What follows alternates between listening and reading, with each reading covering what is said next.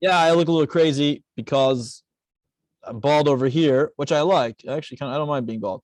But what happens is over here you become like Krusty the Clown. Things just kind of keep growing out. Chabad has the custom to not give ourselves a haircut until Erev Shavuos. Most people say after Lag BaOmer. They follow the custom on Lag BaOmer. They get a haircut. We're not mourning anymore, right? We're in the state of mourning during the Sfiras Omer. We mourn the death of Rabbi Akiva's students.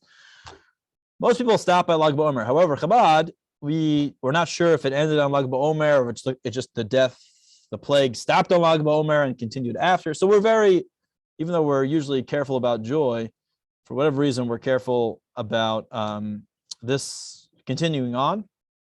And as a mourner, you don't get a haircut. That's one of the things. The problem is this year, Erev Shavuos is going to be Erev Shavuos is going to be Shabbos. So can I get a haircut the day before? That was the big discussion in shul today. The rabbi wasn't in. And another rabbi said, yeah, for sure. He told me I can't, and he told everybody else they can. And he literally meant it. I don't know, whatever. I'll obviously just ask the rabbi. So that's why I look a little cray-cray. Okay. Aristide, you good? Good to see you. Moishi, fantastic as always. Josh, it's great to have you back. As always, we got Bella. Bella means beauty, and beauty's all around me. It's a classic song. My daughter's name is also Bella. So. Miriam, great to see you. Thanks. Sent you a message today. Zimra, always fantastic. Great to see you. Alexandra, como vai? Oh, and Bubby Weinberg. Okay, Bubby Weinberg's on. That means I got to get started over here. Okay, so just kidding. Good to see you, Rachel. Let us begin. We're continuing on the laws of Havadallah. We spoke about last week. I believe I mentioned, please tell me if I didn't. We overflow the cup. Did I tell you that? We overflow the cup with wine. Anybody tell me yes or no? If I didn't mention it, nobody's on. Nobody's listening. We overflow the cup. I'll just go over briefly why. We always do that. In Chabad, we always, whenever we make Kiddush, yes, I did. Thank you so much. But I'll just say it over one more time. We overflow the cup because a couple reasons. The number one reason it says is that when wine is spilled or something expensive is so to speak, taken advantage of, and nobody in the home gets upset, it brings blessing to the house. So wine is something that is considered somewhat expensive. And therefore we overflow it every time, and we do so with joy because it'll bring extra blessing into the house. There was another reason, when you overflow the wine, I forgot. That's the main reason. So we overflow with blessings every single time. We overflow the cup with wine. That's going to be pertinent for one. There's actually a whole machloikis. There's a whole disagreement as to when do you overflow the cup of wine. Do you overflow it in the beginning or right before you make the blessing? Bori pri hagafin. Is it right before you drink? So there are different customs, and the Chabad custom, and it seems to be the most sought after custom, the most followed custom for those that follow the custom, is to do so in the beginning. The Rebbe would overflow the cup, start Havadallah, Hine kel Yeshua seyaftach, and then when we put the cup back down at a certain point to make the blessings on the spices and on the candles, and then we pick the cup back up. The Rebbe would refill the cup again at that point in time, because when you put the cup down, a little bit spills out. So the Rebbe would do it again. I'm not sure everybody does that. Maybe Bubby Weinberg could step in and tell us if that's how it was.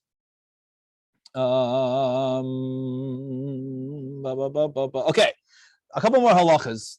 Unlike Kiddush, there's a custom to drink the entire cup.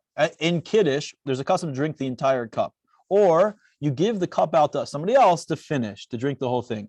Under a chuppah, the chuppah, we say the Sheva brachas, the 7 blessings, and we finish the cup. Now the chassan and the kala, the bride and the groom, not like that actually, the groom and the bride, respectively, they do not finish the cup. They usually give it to somebody else at the place, at the chuppah to finish the cup. I always tried to be the one. I'll volunteer myself. I was always the one that would try to volunteer themselves. I don't know. It was a blessing to get married. I don't know. They say a whole bunch of. It's a segula. They say it's like it helps your chances to do something. I don't know. And then they usually qualified it after by saying, I don't know. Somebody might have just made that up, but it was a segula. It was a good omen for something positive to happen in your life. So we always try to finish the cup. However, with Havdalah, we don't have the custom to try to finish it. He can finish it, but we don't. You don't have to finish it. You should try to drink most of the cup, as well as other people don't drink from the cup. Unlike Kiddush, let me tell you something about Kiddush. It's a big misconception. People think when they hear Kiddush, they should drink wine. They have to drink the wine. Everybody listening, in order to fulfill their obligation of Kiddush on Friday night or Shabbos day, they have to drink from the cup. It's not true. You don't have to. There's a separate, I heard it's a mitzvah maybe to drink from the cup, but it's not a mitzvah that for Kiddush. In other words, the obligation for Kiddush is to hear the words of Kiddush. What is Kiddush? You're blessing the day. And whenever we bless the day, we bless it over a cup of wine, except Yom Kippur. So I personally don't drink the wine. Shabbos day, the Shabbos day Kiddush, I just listen from afar. I stand near the area where Bubby Weinberg can tell, if you see Bubby Weinberg, she sees me every Shabbos. I sit in the corner with all the young guys and we say l'chaims. I'm the first one I pour the l'chaims for everybody. I'm not drinking Kiddush. Kiddush is taking, Rabbi Schneur is doing Kiddush, some other part of the room. I just listen, I say amen, and then I eat a little bit of mezonot. I eat a cracker of some sort, or I wash for bread at that point, but you don't have to drink. You don't have to drink the wine. On Havdalah, we don't drink the wine, it seems. It seems that the custom is for other people not to drink the wine. You just listen to Havdalah, and the person drinks it, and you shouldn't really talk, actually, until the person who made the Havdalah is finished saying what's called bracha achrona, the after blessing. Now, let me go into a few things over here. Interestingly enough, this year is a Shemitah year, which we spoke about. Now, there is a law that you're not allowed to waste Shemitah produce during the Shemitah year, right? So in Eretz Yisrael, in the land of Israel right now, for the whole year, the farmers are not working the land. The land has to lay fallow. Anybody can come and take. Now, if you have wine from grapes that are planted in the ground in Israel, and you make wine out of it, it says you can't waste it. You can't waste Shemitah fruits. So is this, when you overflow the cup of wine, and wine is spilling on the ground, are you wasting it? So some say yes, but most hold it's not a problem, because what's the definition of wasteful in the Torah, or at least according to these rabbis that say it is okay to overflow. Waste is when you're not using it in its proper way. You're not using the fruit out in its proper way. There's not going to be consumption. And it's normal and it's customary for us to overflow the cup. Anyway, that is the normal way of using it. So therefore, it is okay. There's one more thing I wanted to add about that, but I don't remember. So don't worry about it this year. We're all good. There's one more thing I wanted to add. I don't remember. Okay. Now, we spoke about at one point in time, we do not blow out candles. It's brought down by the Ramah. It's brought down in Shulchan Aruch, in the Jewish law, that we don't blow out candles. And the Ramah says, and we'll talk about why in a moment. So the Ramah says you should extinguish the candle with the spilled wine from Havdalah. It explains it's in order to show that the candle was specifically used for a mitzvah, the mitzvah of Havdalah. and not for anything else. We're not using it for light, like its normal way. We're using it to specifically for the mitzvah of Havadallah, and so therefore we put it out with the wine. Now, why don't we blow out candles? First of all, it's brought down in Kabbalah. Okay, the one of the main things is in Kabbalah it says that there's a shin dalid. I'll tell you what it's really called. A shin dalid is a shade. A shade is a demon. What is a demon? It's not so easy to explain because I've never seen one, but it's a spiritual entity. Like we spoke about, there are these spiritual entities. No, they do not have bodies. They're what they're called. They're form without matter. That's what they are. They're form without matter, or they're matter without form. Chaymer b'lo tzura. So they're matter without form. They're like in other words, they're a created entity. They're angels. They're a created entity with no physical characteristics, but they're real and they move around, and they don't have a positive effect upon our world. We can't utilize them correctly. So we try to stay away from them. We don't invite them, so to speak. No, forget all your movies that you've seen. Yeah, of course, there's something called a dibuk. Although it's explained that the Baal Shem Tov got rid of all of these dibuks. Yeah, that's when a demon can go into the body of a person, chas v'shalom, and take control. But over the many generations, there have been rabbis or the leaders of the generations which have gotten rid of them. They don't exist within our generation. Okay, yeah, I know you probably know some stories and this and that. Okay, but I follow what it says in books, and doesn't seem to exist. Anyway, we don't invite them. And one of the names of a type of demon, this type of angel, is the sound that is made when you blow out a candle. That and then whatever, specifically when it hits a flame. That is the name of a demon. So we don't. That's one reason why we don't blow out candles. You guys ever saw that? Is it Monty Python, or the guy comes in to make a police report, and they say, "Okay, what's your name?" And he takes a block and he just lets it fall on the table and it makes a noise. He goes, "That's my name." And they're like, "How do you spell it?" "As it sounds." Whatever. You guys ever seen? It's not that funny. It's kind of cheesy, but it just reminds me of that. That's one reason. Another reason is it says Ner Havaya Nishmas Adam, which we've mentioned many times in Chassidus. It says the candle of Hashem, the light of Hashem is the soul of man. So it's just like that's why we light candles on yard sites, on the anniversaries of passings, because it's a representative, or it encompasses, so to speak, what a soul is, always ascending upwards, held down by the wick, which is the body. And it's always ascending up to its source. The Rambam says there's a source brought down in Kabbalah, that there's a source where the candle is always trying to get to, the source of the candle. It's always trying to ascend there. Not sure science is caught up with that. And so we don't just blow it out, because it's like a way of removing the soul from the body. It's inappropriate.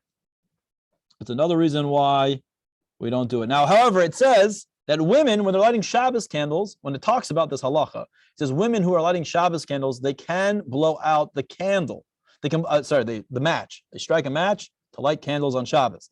They could blow out the match. Why? Because there's a concept that while a person is in the middle of doing a mitzvah, no harm will befall them. That's Reb Ovadia Yosef. So therefore, women can blow out the matches. I'm not sure. I don't think women really do. They usually at least in my home, my wife puts it down in a glass, I don't know, this glass tray, and it just burns out on its own. But you could just blow it out if you like, because you're in the middle of a mitzvah, the mitzvah of lighting candles, which is a mitzvah d'Rabbanan, right before Shabbos. Reb Ovadia is talking about other reasons for us using candles, namely on birthday cakes. By the way, I've seen that in yeshiva. They once brought a big birthday cake for someone who turned 40. Obviously, he was a teacher. And we're like, how is he going to blow out the candles? And he moved his hand like this, I don't know, 50 times until finally all came out. I felt kind of bad for him. Okay, the Alter Rebbe says there's a custom to wash your eyes with the wine that spilled out, that put out the candle. It shows the chavivus hamitzvah. It shows the love that we have for the mitzvah. Because when we rub our eyes, that's just what he writes. The Kaf HaChaim writes that when placing the wine on your eyes, you should recite a verse. I've never done this verse until I learned these laws. Did I ever see it? I still haven't done it yet. But it says, mitzvahs Hashem bara me'eras anayim. That you should say that word. The mitzvahs of Hashem, they brighten, they make clear your eyes. And the word bara is the same as raz, which means secrets. And it's the same gematria, I should say. It's the same gematria as the word secrets, that Hashem should reveal the secrets of the Torah to us. And then he also writes that some smell the candle in order to show the love for the mitzvah. In other words, you take pleasure. You take pleasure. You feel the stickiness and the, I don't know, I guess somehow when you put it on your eyes, it feels the stickiness and the sweetness you have it on your eyes. As well as smelling it, there's a certain pleasure in smelling a beeswax candle. The Rebbe, it's brought down in Kabbalah that to heal your eyes, you look at your reflection in the spilled wine. On a silver plate, it's a little bit easier for me. I actually have very terrible eyes, so I do it all the time. I think maybe one day, I think it's going to work. There's another time that we look at candles in order to heal our eyes. It says right before making Kiddush, Friday night, we glance at the candles. Right before we start the Yom HaShishi, we glance over the candles.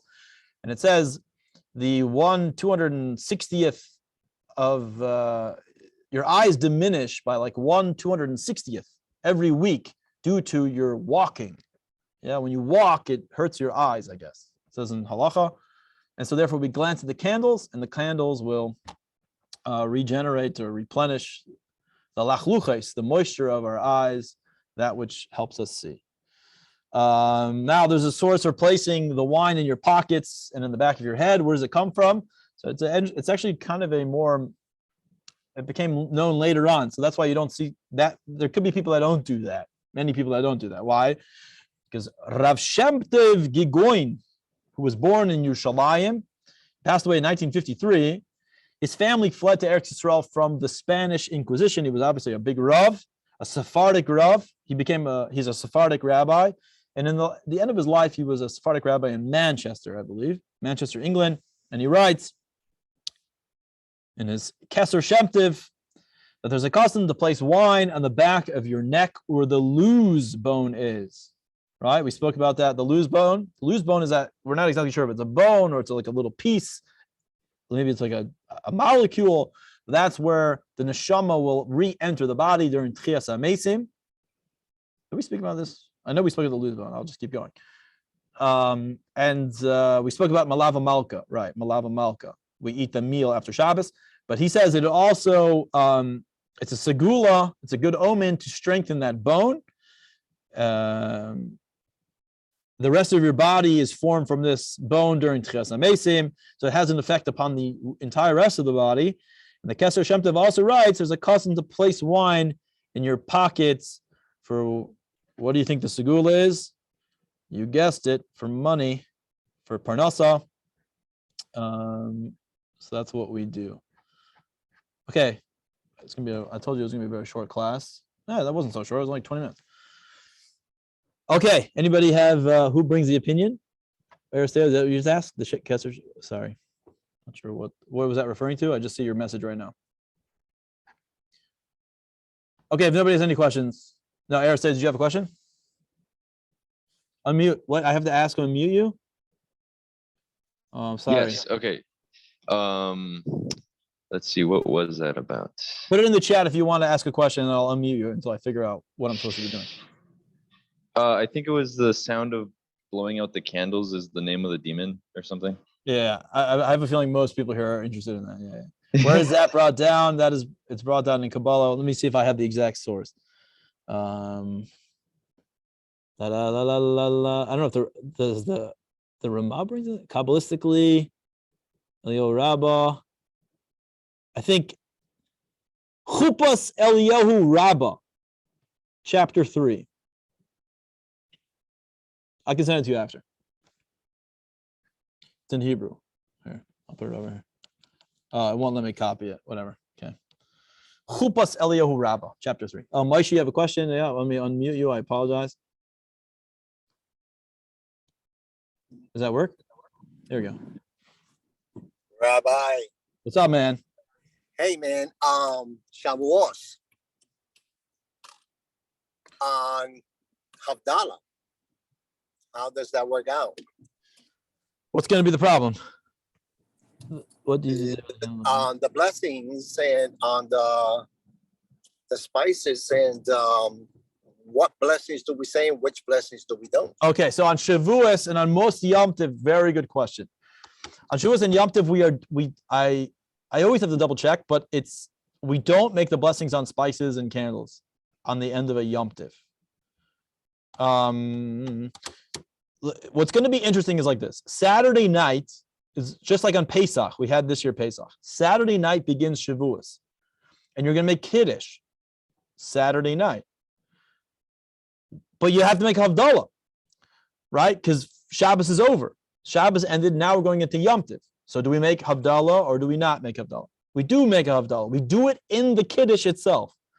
It's in the Siddur, and I'll make sure to point out, I'll hand it out to the chat so you guys can see it.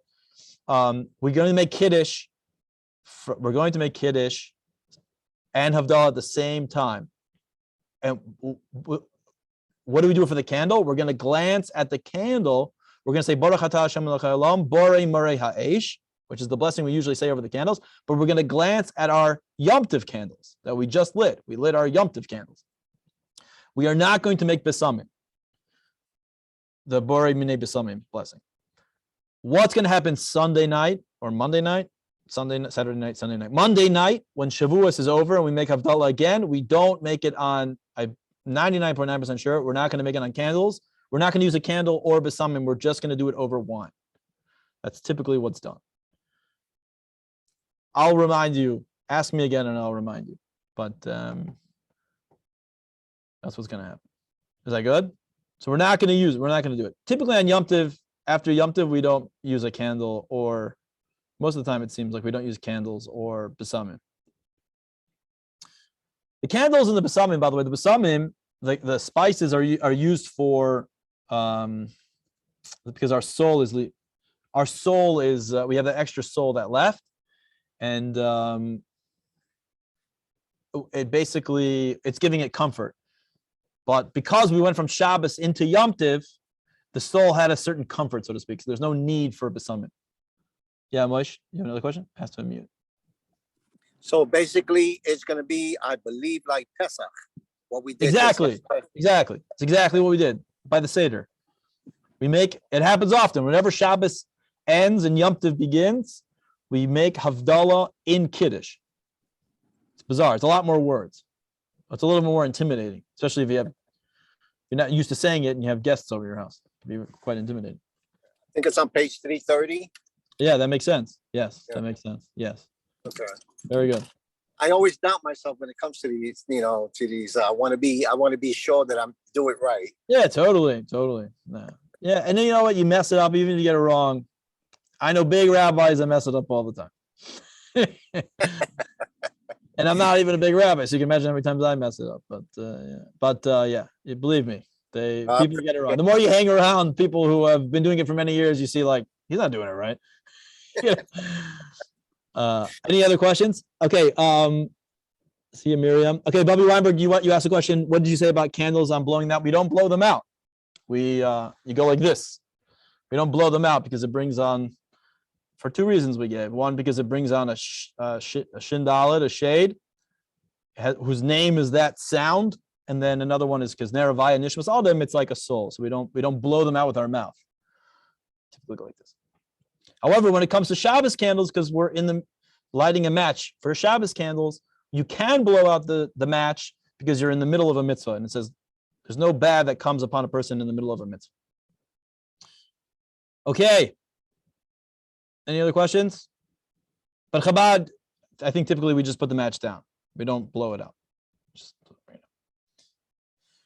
All right. Sei gesund, everybody. Should be well. Thanks for joining. See ya. Thank you. Bye, Josh. Good to see you.